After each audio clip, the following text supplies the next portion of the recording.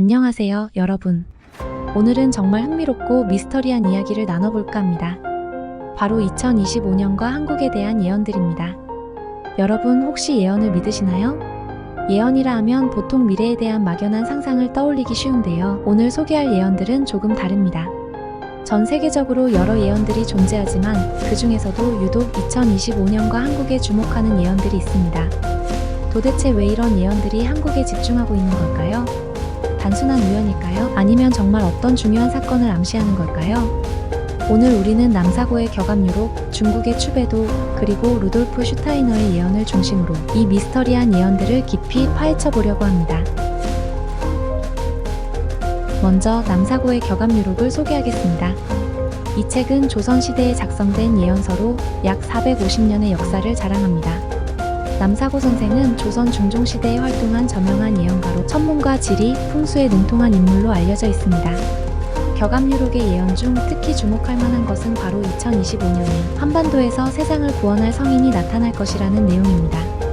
남사고 선생은 당시 사회적, 정치적 상황을 반영하여 예언을 남겼는데 이 예언이 지금까지도 사람들에게 큰 관심을 끌고 있습니다. 예언서에는 진사년에 출현하여 천하를 통일할 성인이 나타날 것이다라는 내용이 담겨 있습니다. 여러분, 이 성인은 누구일까요? 왜 2025년이라는 시기가 중요할까요?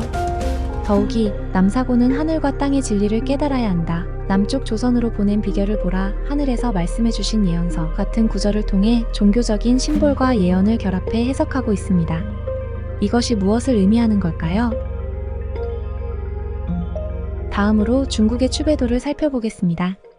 이 책은 당나라 시대에 작성된 예언서로 약 1400년의 역사가 있습니다.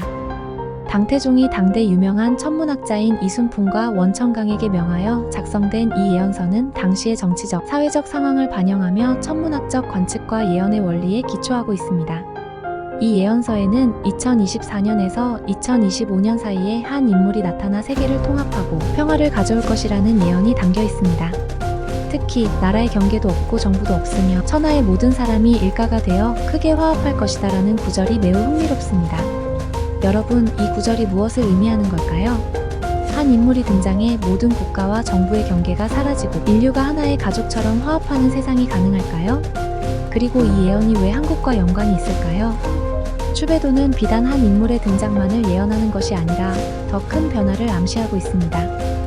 세계적인 화합과 평화, 그리고 모든 경계가 사라지는 세상은 지금 우리가 경험하는 복잡한 국제 정치와 사회적 갈등을 완전히 초월한 상태를 의미하는 것 같습니다.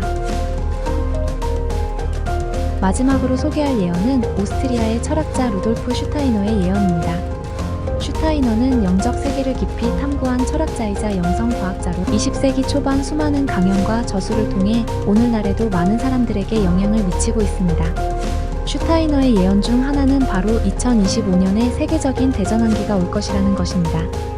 그는 이 시기에 동방의 한 민족이 새로운 문명을 이끌 것이라고 예언하였고 그의 제자들은 이 민족이 바로 한국이라고 확신하고 있습니다.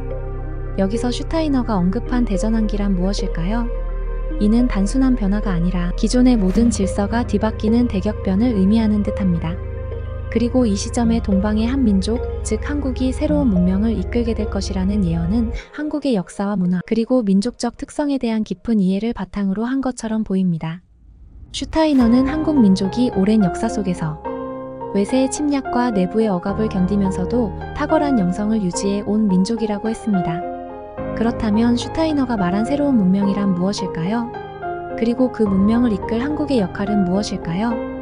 그는 또한 1917년에 공산주의가 약 70년 동안 존속할 것이라 예언하였고 이는 실제로 소련의 붕괴로 적중한 바 있습니다. 독일이 유럽의 불행을 가져올 것과 최근의 전염병 유행을 예언하여 주목받았던 그의 예언은 많은 경우 정확성을 보여주었기 때문이니 2025년에 대한 그의 예언도 많은 이들에게 신뢰를 주고 있습니다. 자, 지금까지 3가지 예언을 살펴봤습니다. 남사고의 격압 유록, 중국의 추배도, 그리고 루돌프 슈타이너의 예언 모두가 2025년과 한국을 주목하고 있다는 점에서 공통점이 있습니다. 이들 예언이 과연 단순한 우연의 일치일까요? 아니면 우리에게 중요한 메시지를 전달하려는 것일까요? 이 예언들은 단순한 미래 예측이 아닙니다. 사실상 현대의 우리에게 내면의 성숙과 영적 성장을 촉구하는 중요한 메시지를 전달하고 있습니다. 물질적 풍요와 외형적 성공만을 추구하는 현대 사회에 대한 강력한 경고라고 할 수 있죠. 이 예언들이 전하고자 하는 본질적인 메시지는 무엇일까요? 첫째, 이 예언들은 물질 만능주의에 대한 경고를 전하고 있습니다. 예언서들은 물질적 풍요와 외형적 성공만을 추구하는 현대 사회에 대해 강력한 경각심을 일깨우고 있습니다. 물질적 부유함보다는 내면의 성숙과 영적 성장을 추구해야 한다는 중요한 메시지를 담고 있죠. 둘째, 예언서들은 내면의 성숙과 영적 성장을 강조하고 있습니다. 이들은 우리에게 진정한 영적 가치를 추구하는 삶을 살아가야 한다는 교훈을 주고 있습니다. 물질적 성공만을 쫓는 것이 아닌 내면을 성찰하고 성장시키는 것이 중요한 시대적 과제라고 할 수 있습니다. 셋째, 세계적 화합과 평화에 대한 메시지를 전달하고 있습니다. 추배도와 같은 예언서에서는 국경이 없는 세상, 모든 인류가 하나가 되는 세상을 예언하고 있습니다. 이는 인류가 하나로 화합하고 평화를 이루는 것이 얼마나 중요한지를 강조하고 있습니다. 넷째, 예언들은 변화와 혁신을 강조합니다. 2025년을 기점으로 새로운 문명이 탄생하고 기존의 질서가 뒤바뀌는 대전환이 있을 것이라고 암시하고 있습니다. 이는 우리가 현재의 문제를 해결하고 더 나은 미래를 만들어가기 위해 노력해야 한다는 점을 시사하고 있습니다. 그렇다면 이러한 예언들이 시사하는 바는 무엇일까요? 우리는 이 예언들을 단순한 예측이나 미신으로 치부해서는 안 됩니다.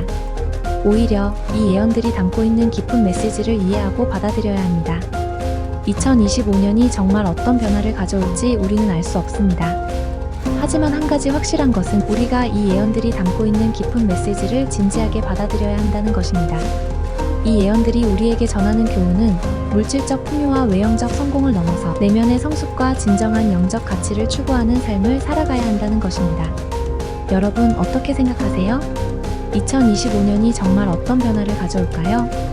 이 예언들이 말하고자 하는 메시지가 우리에게 어떤 교훈을 줄 수 있을까요? 여러분은 어떻게 생각하시나요?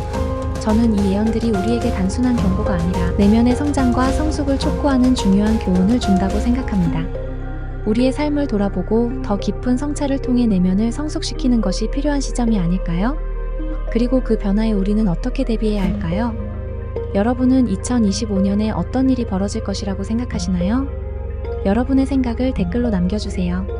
오늘 영상이 흥미로우셨다면 좋아요와 구독 부탁드립니다. 다음 영상에서는 더 흥미로운 주제로 돌아오겠습니다. 시청해주셔서 감사합니다. 다음에 또 만나요.